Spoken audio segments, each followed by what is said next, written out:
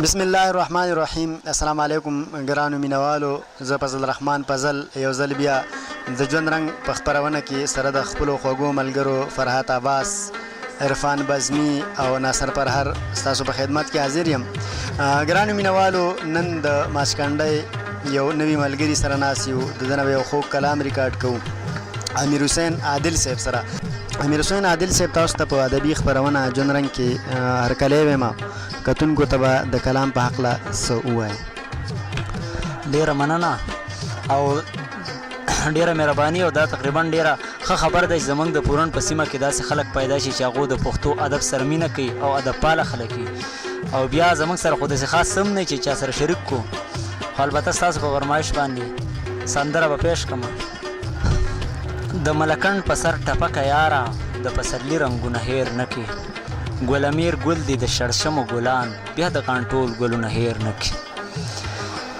دلته کې حسن او مستی ډېره ده، هر څه ښایسته دي رنګینه ډېره ده، په ګلدرو کې خاموشي ډېره ده. د کړاکړ چغه خورکه یاره، خو د علم سازونه هیر نه کړي. د کړاکړ چغه خورکه یاره، خو د علم سازونه هیر نه کړي. د ملکنډ په سر ټپکه یاره، او د پسرلي رنګونه هیر نه کړي. چې د چیتره میاشته لاړه یاره، د فضاګټ د سیند په غاړه یاره، بیا به روان شو منګه دواړه یاره. دلته چکر څومره مزه که یاره، او چې د کالام د غرونه هیر نه کړي. او د ملکنډ په سر ټپکه یاره، او د پسرلي رنګونه هیر نه کړي. په بل طرف ملم جبه ښکاري، د لرې لرې نه ښایسته ښکاري، او ښکلي ځنګل یې تازه ښکاري.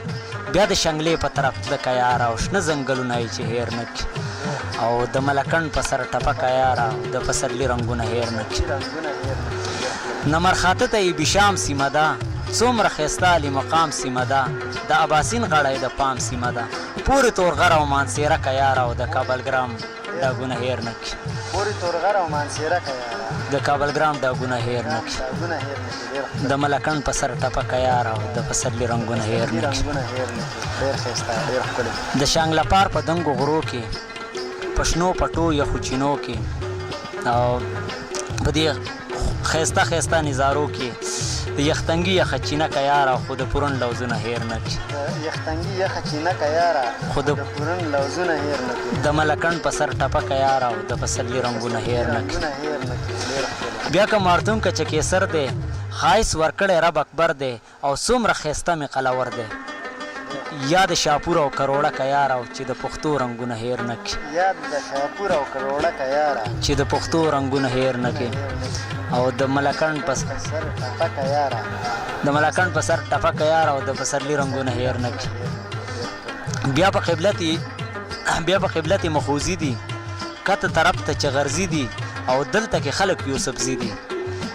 د شیدي سر نه ننداره که یاره، او د خړو غرو سرونه هیر نه کړي. او د ملکنډ په سر ټپکه یاره، او د پسرلي رنګونه هیر نه کړي. کوز په اوبریم او دوسري، په بل طرف غر د سفري، او په خوا ولار د مینګوري. څومره ښکلا یې هره درکه یاره، او د خړ کورونه یې چې هیر نه کړي.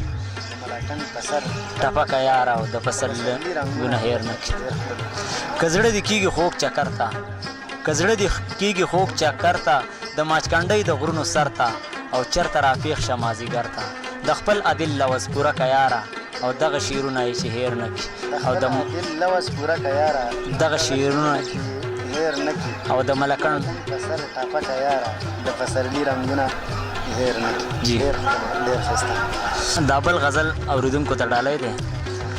پښتنې پیغلې چې په اوږو باندې څادر غورځوي، اجره تباه شوه څه بلا به په ګودر غورځوي. او څنګه به بیا د شانګلې غرو کې ښېرازي ووینم، څنګه به بیا د شانګلې غرو کې ښېرازي ووینم.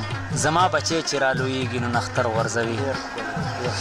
او د کلي پیغلو د دمګرو نه څه چل زده کړی، د کلي پیغلو د دمګرو نه څه چل زده کړی، په کږو سترګو چې په زړه باندې منتر غورځوي. او کم پښتانه چې د ټوپک په ګولۍ نه یارېدل، په هغه خلکو نن بارود او ماټر غورځوي. او یا به قسمت وي، یا به منګه خارښتې خلک یو. یا به قسمت وي یا به موږ خارښتي خلک یو. چېرته چې جنګ وي نو اثر په پېښور غورځوي. چېرته چې جنګ وي نو اثر په پېښور غورځوي. دا راته بیا ووایه ډېر ښایسته.